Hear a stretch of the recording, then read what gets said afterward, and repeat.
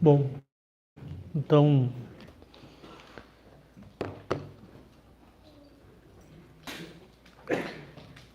sobre o pai de família virtuoso.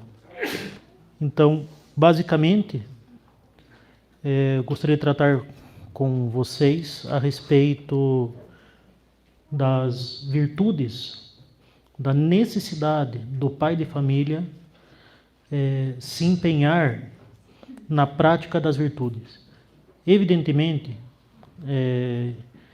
isso não vale unicamente para o pai de família, inclusive os senhores perceberão que o que eu vou falar pode ser aplicado certamente ao da família, deve assegurar que o chefe é o pai de família. O pai de família é a autoridade no lar. A autoridade, a cabeça, cabe a ele assegurar o bem comum e, portanto, cabe a ele possuir as virtudes necessárias para alcançar o bem nessa sociedade familiar. A virtude, como nós sabemos, né, em Aristóteles e São Tomás, é um hábito bom, é uma inclinação para o bem. Por meio das virtudes, nós realizamos atos bons, temos para realizar atos bons que trazem os bens que nós necessitamos.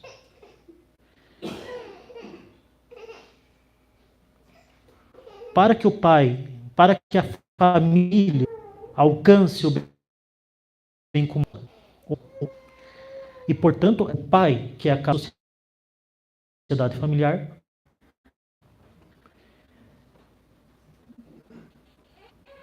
possua em primeiro lugar, em primeira instância, virtudes. É muito bom que justo do bem comum na primeira conferência, não foi comigo, mas de fato é uma verdade, é uma noção que foi dilacerada na sociedade moderna. E juntamente com o bem comum, em seguida a ele, nós temos o colapso da noção de autoridade. A autoridade que é a responsável por zelar para que se alcance o bem comum da sociedade. Justamente ou você tem o exercício da autoridade unicamente como aquele que coordena os interesses individuais de cada um para que todo mundo fique contente. E nesse caso, você tem um colapso, porque você não tem autoridade, você tem ali o contentamento de cada indivíduo, e a preocupação dessa cabeça seria simplesmente ser bem quisto por cada um, para garantir que todo mundo fique feliz. E isso é impossível. No fim das contas, vai ter a anarquia, porque não tem como agradar absolutamente todo mundo ao mesmo tempo. Ou você vai ter basicamente uma noção de um déspota, né? Um leviatã, como na noção do Hobbes, um uma autoridade absoluta cuja única preocupação, única objetivo é fazer do seu próprio interesse a lei e sendo servida por meio de coerção unicamente para não ter a anarquia, que seria um mal maior. E aí a autoridade fica odiosa. O que falta? Justamente o que falta é o exercício da virtude.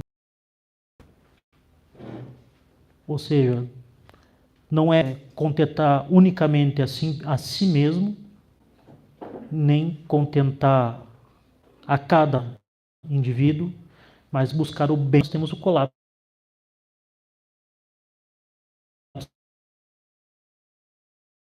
O que a paternidade colapsou?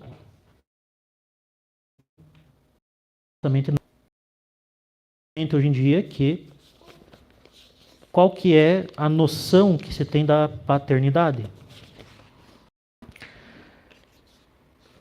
Qual que é a noção que se tem da paternidade? É uma extensão da noção de autoridade. A sociedade moderna tem aversão à autoridade. Basicamente, como que se vê a autoridade? Hipócrita, como patética, como nociva,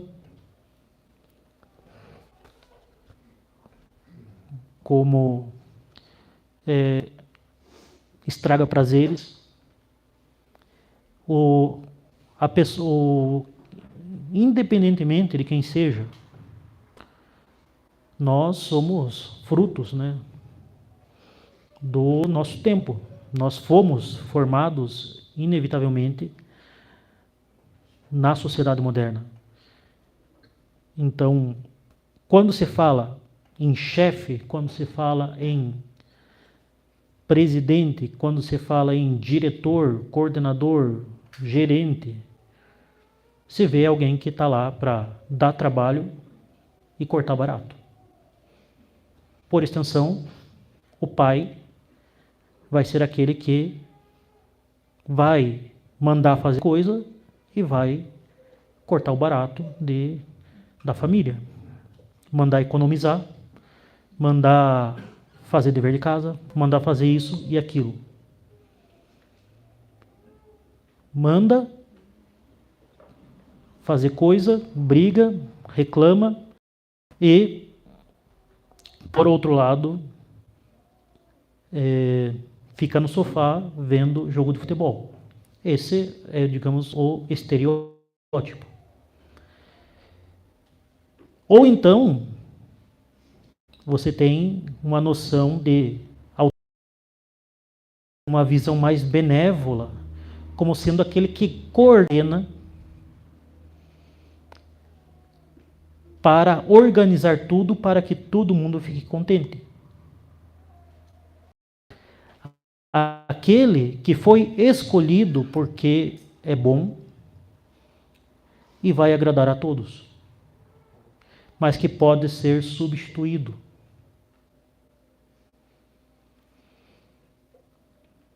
Pode ser substituído por outra pessoa que seja mais competente, mais legal. Ou seja, que vai coordenar os esforços a partir do assentimento de cada um. Então, qual que vai ser a boa autoridade? Aquela com a qual todo mundo está contente. Então, por extensão, o pai de família bom é aquele que deixa as pessoas que vivem com ele contentes por satisfazer as suas necessidades, os seus anseios.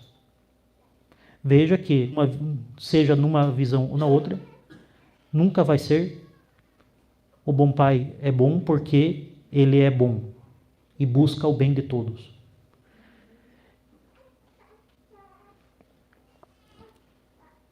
Ou seja, como a autoridade, como o bem comum é desprezado, a autoridade certamente vai ser desprezada. Se a autoridade é desprezada, a paternidade é desprezada. Seja a paternidade natural, o pai de família, seja até a paternidade espiritual, com relação ao sacerdote.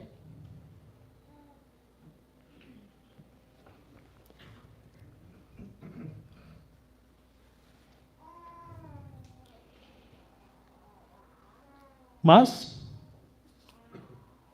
nem sempre as coisas foram do jeito que nós vemos hoje em dia. E eu gostaria de abordar com os senhores como as famílias eram na dos nossos avós, bisavós e tataravós. Mas, evidentemente, sem cair numa ladainha romântica em que tudo era bom, tudo era mais fácil. O objetivo aqui não é idealizar, nem dizer que as coisas eram excelentes. Mas nós não podemos negar que, se nós estamos falando dos problemas modernos, é que isso quer dizer que quando as coisas não eram modernas, elas estavam mais próximas de uma norma. Não se trata de idealizar outras épocas, nem outros lugares, nem muito menos idealizar outras circunstâncias, mas de abordar o que deveria ser o normal. Qual que é o papel natural do pai na família. Então, a dinâmica familiar, até, por exemplo, o final do século XIX e o início do século XX aqui no Brasil, ou no Ocidente em geral. Como nós podemos, por exemplo, ver numa família de Santa Teresinha do Menino Jesus, como nós podemos ver numa família de São João Maria Vianney, como se fossem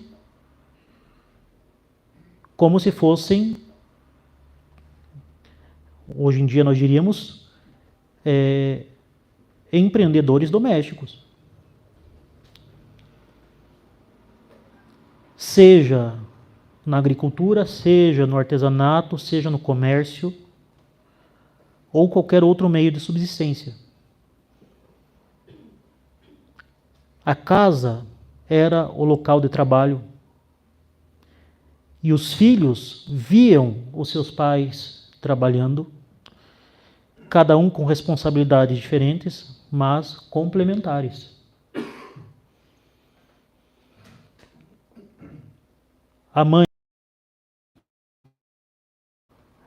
fazendo também a sua parte do trabalho, que era o meio de subsistência, o pai trabalhando mais no pesado, saindo, voltando, ajudando a sua esposa nas tarefas domésticas que exigiam mais esforço. As crianças viam isso, interagiam com isso e iam gradativamente tomando cada vez mais parte nos trabalhos de casa, que mantinham o bem-estar, né, de todos e também o sustento de todos.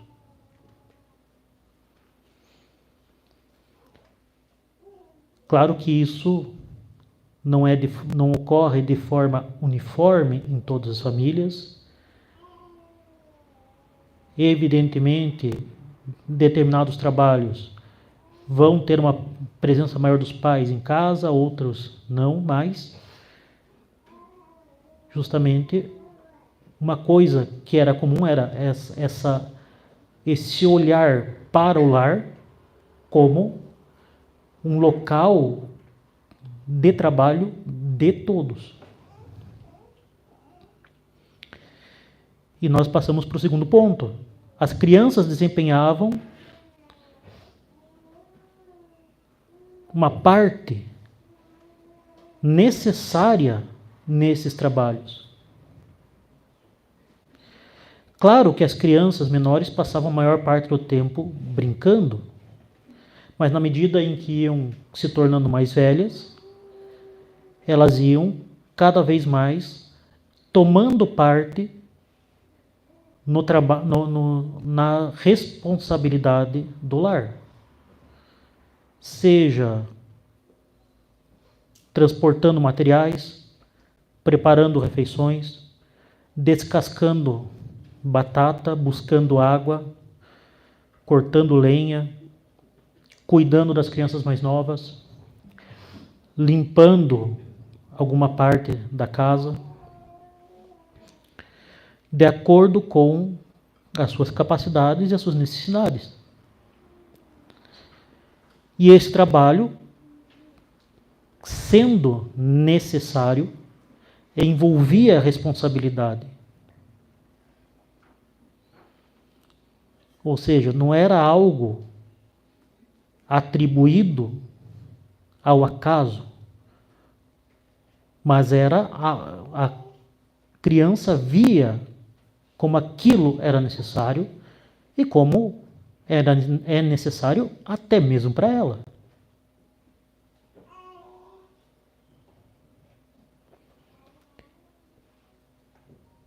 Então, transmitia um senso de responsabilidade e também um senso de pertencimento.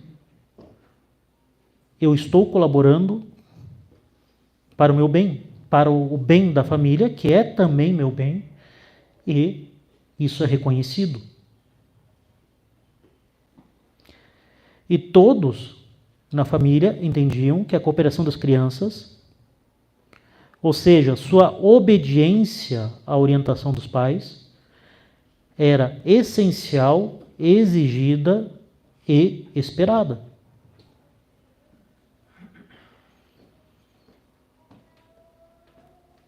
Ou seja, há uma autoridade. A autoridade reconhece que ela necessita da ajuda das crianças. A mãe não vai cuidar de todos os filhos ao mesmo tempo, e ao mesmo tempo cuidar da casa e ao mesmo tempo ajudar na subsistência, no trabalho de subsistência. As crianças mais velhas vão cuidando das mais novas. As crianças mais velhas vão ajudando na medida em que elas têm capacidade. E isso não é ao bel prazer de cada um. Hoje eu vou fazer tal coisa. Não. A autoridade vai guiar o trabalho de todos em vista do bem comum.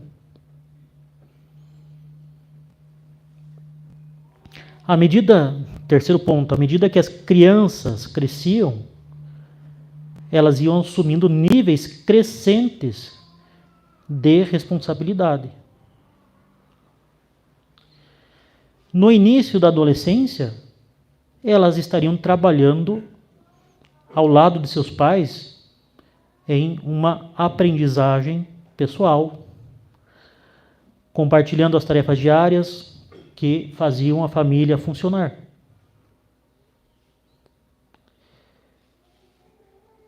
As crianças mais novas, elas brincavam, se divertiam. Na adolescência, os adolescentes eram tratados mais como adultos do que como crianças. Eles se viam como uma parte fundamental da família.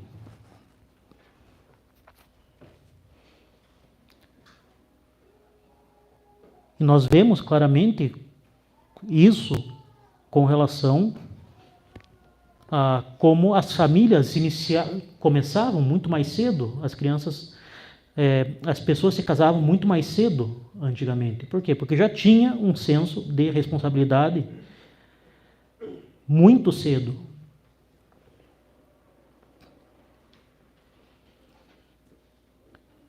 Já com 13, 14 anos, já eram verdadeiramente pequenos adultos que tinham uma grande responsabilidade na administração familiar e já tinham, muitas vezes, a capacidade necessária de iniciar uma família. Não que fosse recomendado, claro, mas já eram tratados como pequenos adultos e se viam como pequenos adultos. E claro, essa atribuição gradativa de responsabilidades ajudava no fato de que eles não precisavam inventar a roda do zero. Eles não tinham que ser criativos e originais. Bom, agora eu vou começar minha família. O que eu vou fazer? Não sei. Faz um vestibular. Ah, não gostei. Fazer outro. Não gostei. Ou eu vou estudar tal coisa. Não. A responsabilidade com a família fazia com que não houvesse uma exigência tão grande de inovação pessoal. Os filhos iam seguindo, salvo raras exceções, o trabalho dos pais. E isso também fazia com que cada geração trouxesse para a riqueza familiar, para o tesouro da família, a sua parcela, a sua contribuição. De forma que você ia tendo, de fato,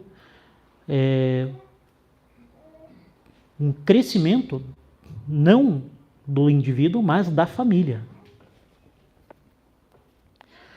Inclusive, nas sociedades mais antigas, você tinha a lei da primogenitura, né?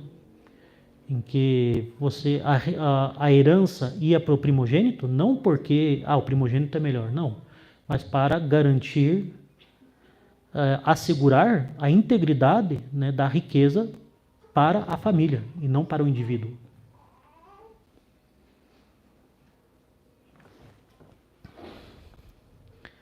Então, essa questão, né, de seguir assim os passos da família, de seguir a orientação, de simplesmente de não precisar ter assim essa questão de reinventar tudo, era algo até recentemente era assim. Se perguntar, por exemplo, para o meu pai, por que o senhor decidiu ser policial militar? Porque simplesmente ele seguiu o fluxo. Meu avô colocou ele no colégio da polícia, terminou o colégio da polícia, entrou na academia de polícia e foi indo. Não teve assim um momento, o que será que eu vou fazer da minha vida? Não, já estava no colégio da polícia.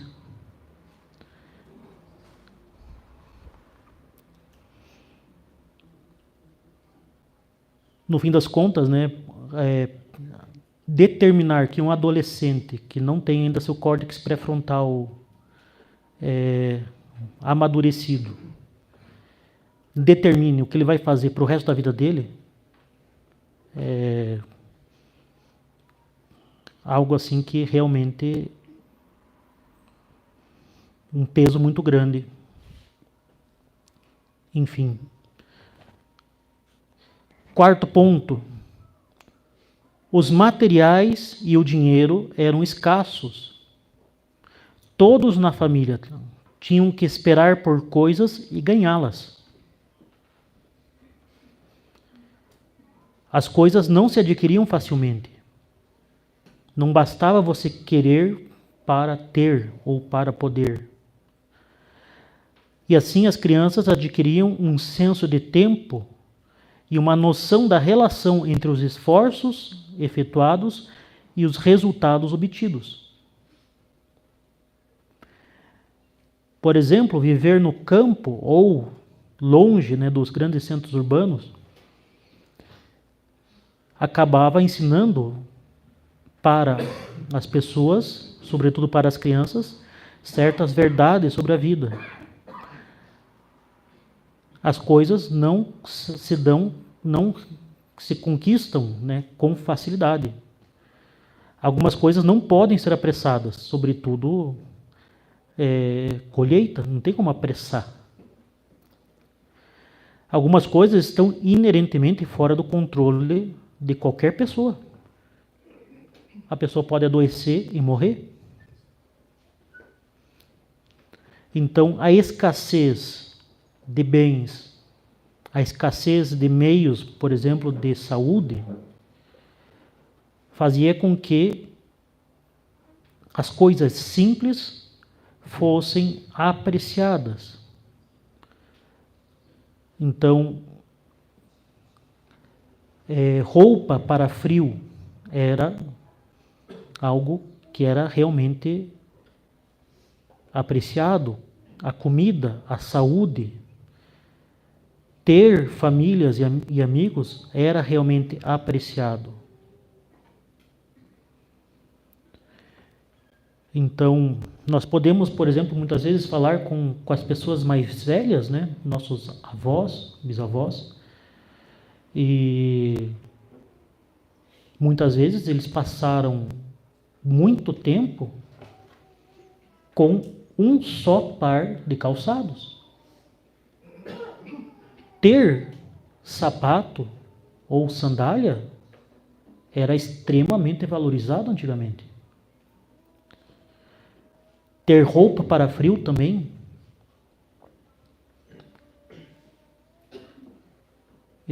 Meu avô ia para a roça descalço.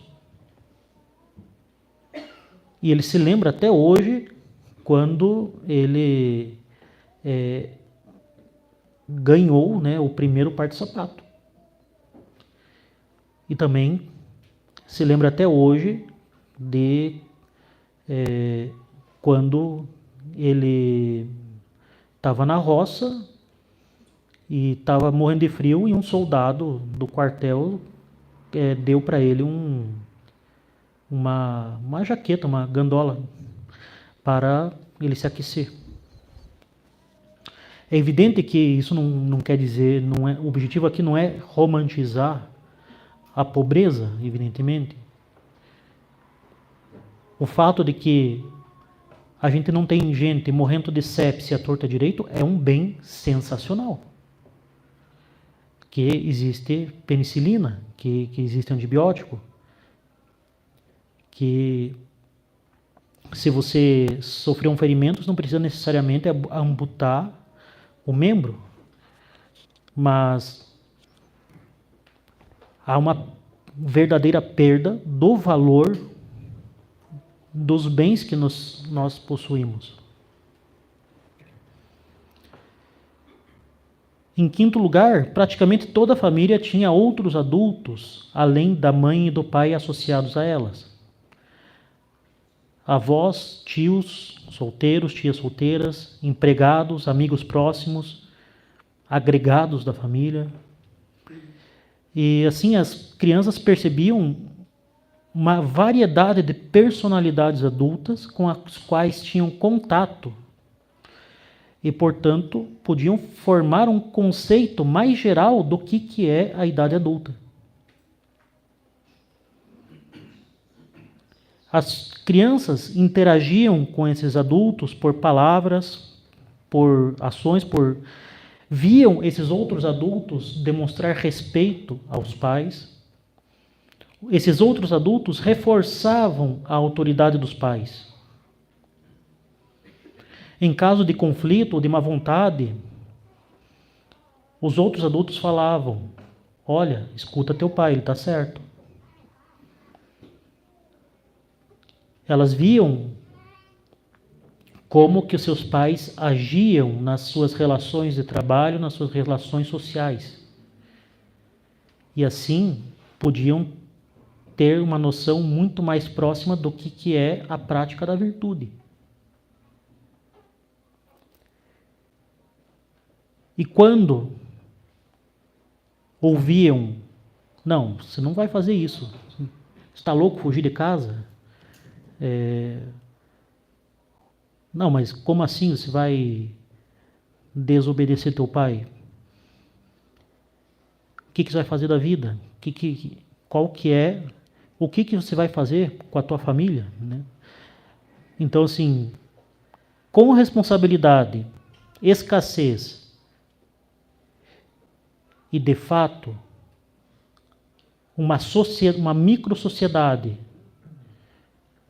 mostrando qual que é o certo, uma crise de adolescência não tem como perdurar por muito tempo.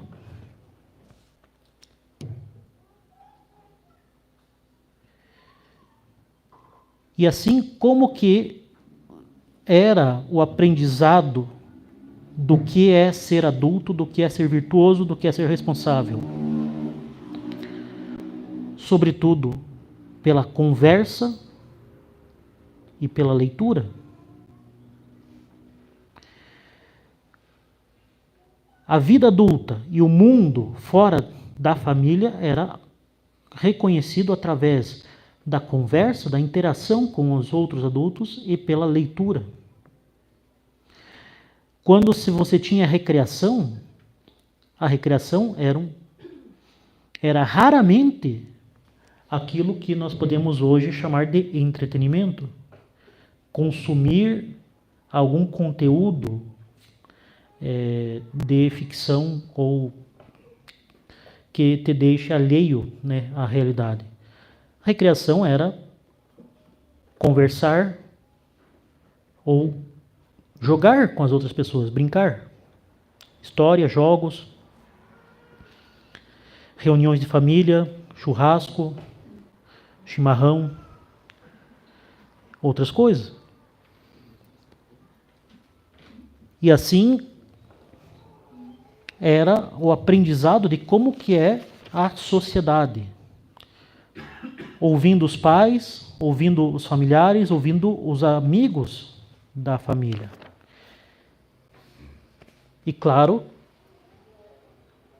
cada um no seu espaço, de forma que quando as crianças passavam a ser ouvidas, ou seja, eram admitidas na mesa dos mais velhos. E, por exemplo, eu, nos anos 90, ainda tinha a mesa das crianças. Ou seja, reunião de família, tinha a mesa dos adultos e tinha a mesa das crianças. Quando você já não cabe mais na mesa das crianças e você vai sentar com os adultos, isso daí é praticamente uma formatura. Você virou gente.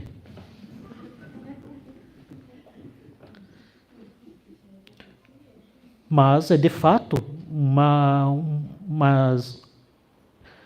isso representa de fato que, bom, você tem responsabilidade, você tem idade, você já tem suas responsabilidades, você tem algo a dizer, você tem algo a interagir. É um reconhecimento não só da idade, mas da sua função na microsociedade familiar.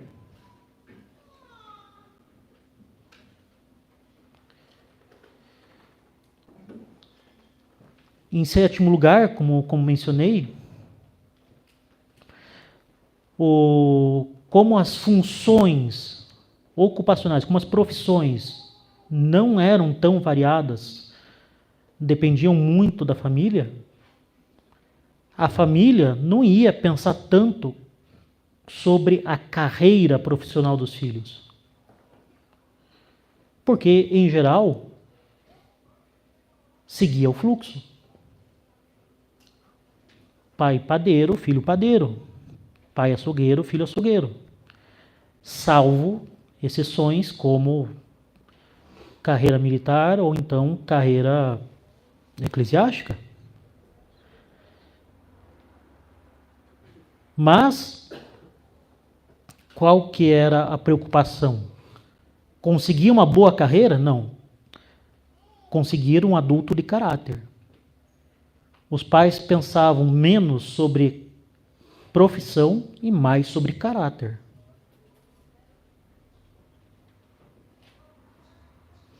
Qual que era a preocupação dos pais?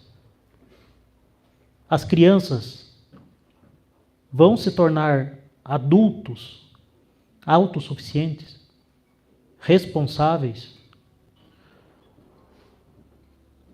Eles serão honestos, sensatos e honrados. Eles vão contribuir para o bem da família. Eles vão viver de acordo com os princípios morais que nós estimamos e vão transmitir a seus filhos.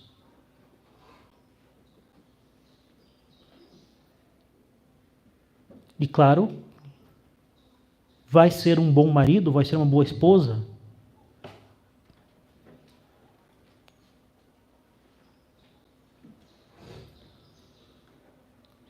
Como que vai justamente ser o namoro, noivado, casamento?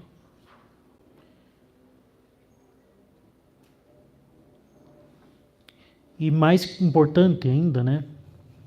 Claro, isso do ponto de vista natural, nós vamos poder contar com os nossos filhos para nos honrar e nos respeitar e cuidar de nós na nossa velhice.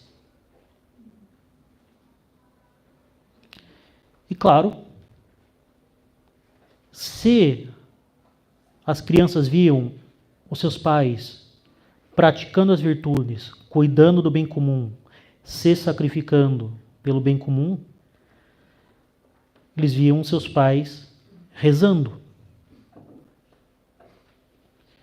Elas viam os seus pais praticando a fé, frequentando os sacramentos.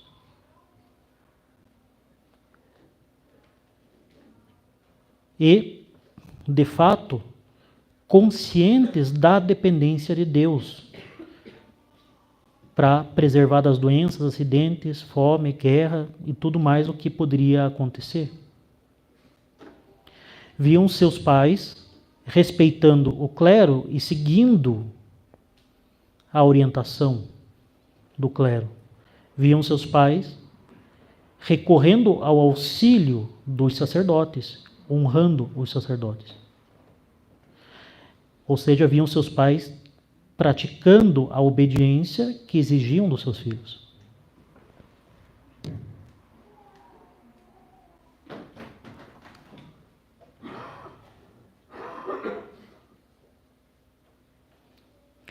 Bom, nós vemos claramente como tudo isso mudou. E como disse, o objetivo não é idealizar e querer voltar no passado, reproduzir as circunstâncias do passado. Isso seria estupidez. Vamos ficar mais pobres, vamos abandonar a medicina, vamos abandonar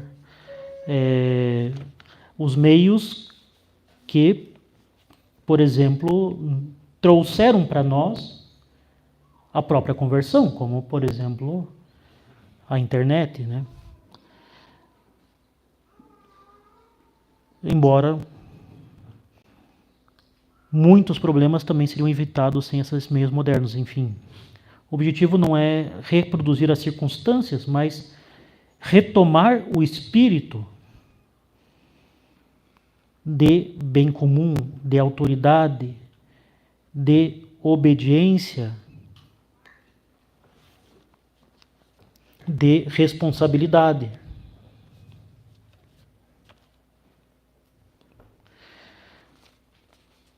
Essas 8 características que nós mencionamos, o lar como um local de trabalho conjunto da família, a participação de todos nas responsabilidades domésticas, participação de todos com um aumento gradual das responsabilidades, sabendo valorizar o essencial e sabendo esperar as coisas, buscando-as com esforço diante da escassez, convivendo com adultos virtuosos, aprendendo sobre a vida mais pela realidade do que pela ficção, com os pais se preocupando com o caráter dos filhos, e todo mundo justamente vivendo a vida em torno de Deus, com vistas ao fim último, sobrenatural. Nós tivemos 2 grandes, mudanças nos tempos modernos. Primeiro, uma prosperidade sem precedentes. Mesmo que nós estejamos abismados atualmente com o preço da carne, do café e da gasolina, a verdade é que nós vivemos um período histórico de prosperidade, e eu digo isso não de forma pontual, evidentemente, mas em comparação com os séculos passados, que é algo inédito. Como mencionei, até o início do século passado, ter mais de um par de sapatos seria algo de luxo. E além disso, nós temos aí a comunicação que se tornou extremamente fácil, introduzindo imagens poderosas, ideias poderosas no seio familiar e que não de forma independente da autoridade familiar. Então as pessoas aprendem coisas mais de fora da família do que de dentro da família.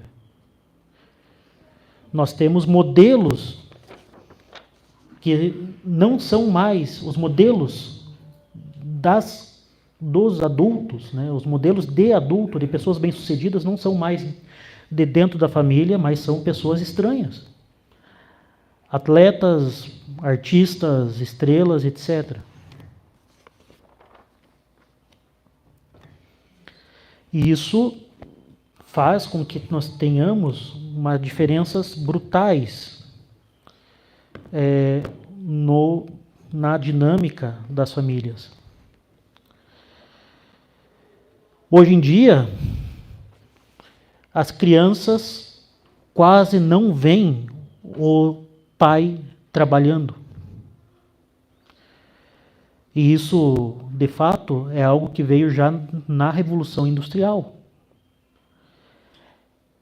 Muita gente vê como o modelo da família tradicional, o modelo da família conservadora, o pai trabalhando no escritório, a mãe só em casa e os filhos na escola. E todo mundo compartilhando valores. Não, isso daí é Hollywood dos anos 50.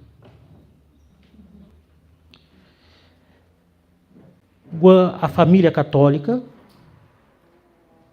originalmente, cada um tinha a sua responsabilidade dentro do lar.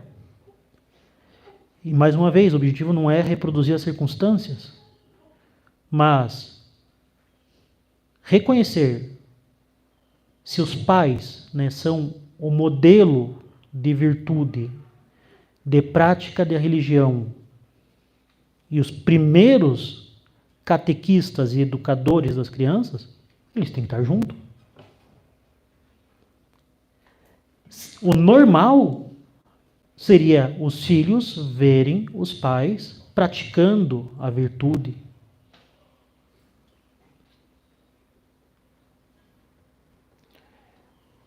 Por quê?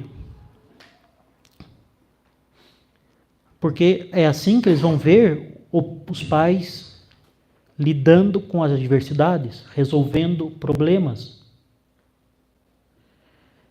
lidando sob pressão, lidando com as situações benéficas. Com a separação do lar e do trabalho, o que ocorreu? O lar é lugar de lazer.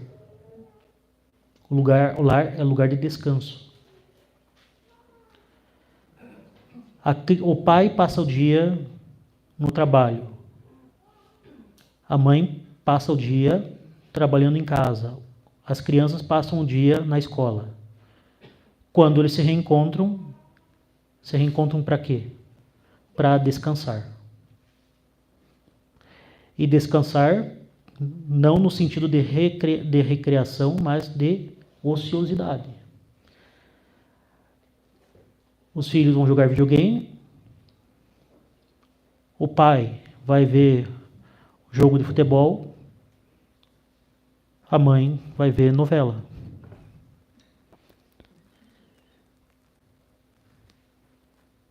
Então, o lar se torna um lugar de diversão e conforto, mais do que convívio e sacrifício. O lar, atualmente, virou basicamente um parque de diversão. O lar, ao invés de ser o local de convivência e trabalho, virou a sala em que se assiste TV, a sala em que se come, a sala em que se joga. Para os pais virou uma pausa e para os filhos acaba sendo o único mundo que conhecem. E a única convivência com os pais acaba sendo a diversão. A conversa com os pais e com os outros adultos é mínima. Então, antes dessa superabundância de entretenimento que caracteriza a nossa sociedade,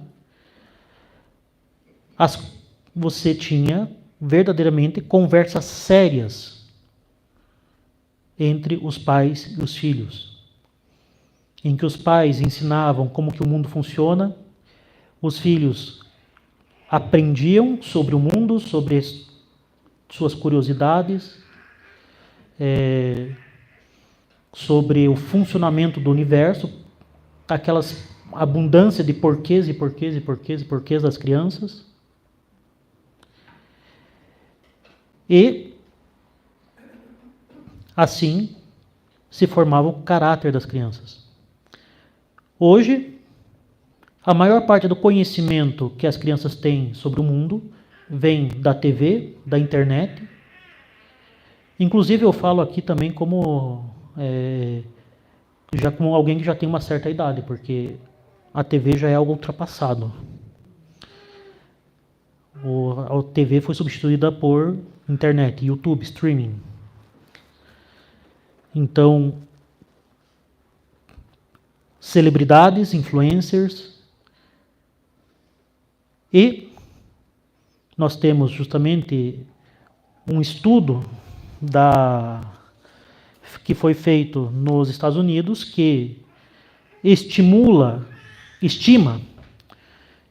que A média de conversa entre pais e filhos nos Estados Unidos é de cerca de 15 minutos por dia. Isso é a média. E conversa sobre o quê? Muitas vezes por que você fez tal coisa, ou vai pegar tal coisa, você viu quem ganhou o jogo tal. Não é sobre assuntos reais. É necessário ter conversas sérias. Os pais não devem subestimar o poder que eles têm na formação do caráter das crianças e, portanto, ter conversas sérias. Outra questão é que hoje os crianças e adolescentes, sobretudo os adolescentes, são muito mais consumidores do que produtores. Como disse, como tudo é dado de mão beijada, se não precisa mais da participação de todas as pessoas para alcançar, para conseguir algum bem, você tem uma verdadeira ociosidade com relação até sair de casa. Então, os adolescentes acabam sendo muito mais consumidores de entretenimento e de bens do que realmente trazer algum bem para a família, trazer algum bem para a sociedade. Não há um senso de responsabilidade, mas unicamente uma reivindicação constante e alucinada de pretensos direitos.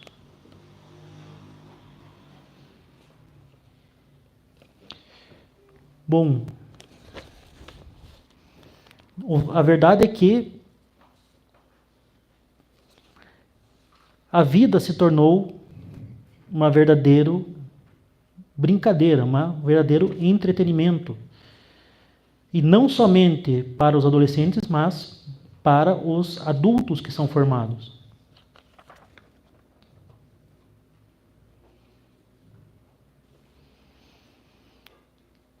Os adolescentes não deixam de ser adolescentes.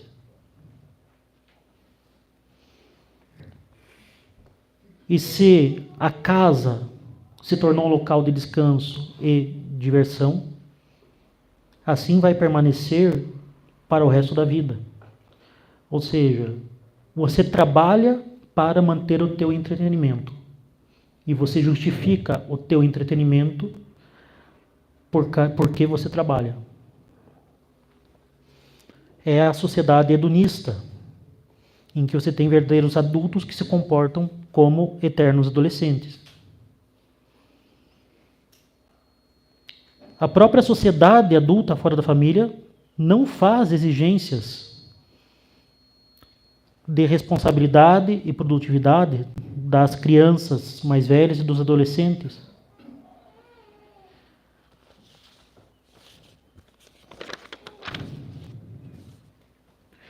Qual que é a vida do jovem? É unicamente cumprir dever, cumprir ordens. Você tem uma série de expectativas que devem ser atendidas e você faz o mínimo para não desagradar quem te pediu. Você só tem que aprender uma determinada quantidade de coisas para passar no Enem. E fora isso, você faz o que você quiser. Você descansa, você brinca, você joga. Ou seja, tem alguma exigência intelectual, mas sem nenhuma responsabilidade. Para, de repente, você ter que escolher um curso para fazer para o resto da vida. Sem preocupação com o bem comum, sem nenhuma disciplina. Cumprir o mínimo necessário para ficar sossegado.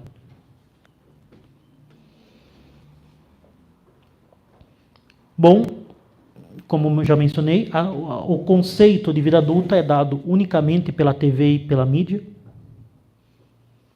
Os jovens falam mais sobre celebridades do que sobre as outras profissões.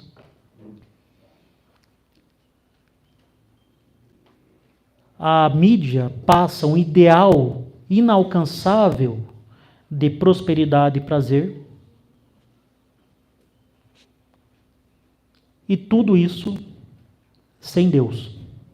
A prática religiosa deixou de ser parte significativa da vida familiar.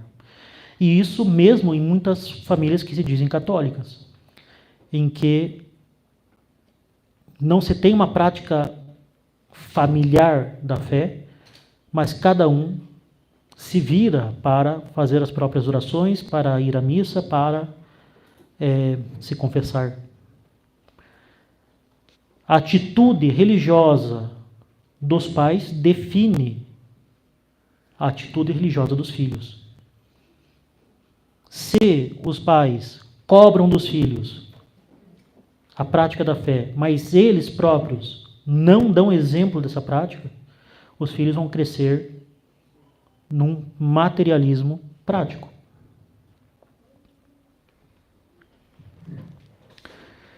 Enfim, é aí que está justamente a necessidade da prática das virtudes nos pais, e mais do que simplesmente nos pais, no pai de família. Como vocês puderam perceber, tudo isso que eu falei até agora vale também para a mãe, vale para os irmãos mais velhos. Mas, em primeiro lugar, por excelência, o responsável de tudo do que acontece na família, do bem comum, é a autoridade, é o pai. O pai, ele é o chefe, e ele, como chefe, tem a função de exercer um sacerdócio natural na família. A sua santificação reflete na família. A sua prática de oração, de piedade, reflete na família. E, portanto, a sua prática da virtude reflete na família. E, portanto, a sua prática na virtude tem que estar presente, visível na família.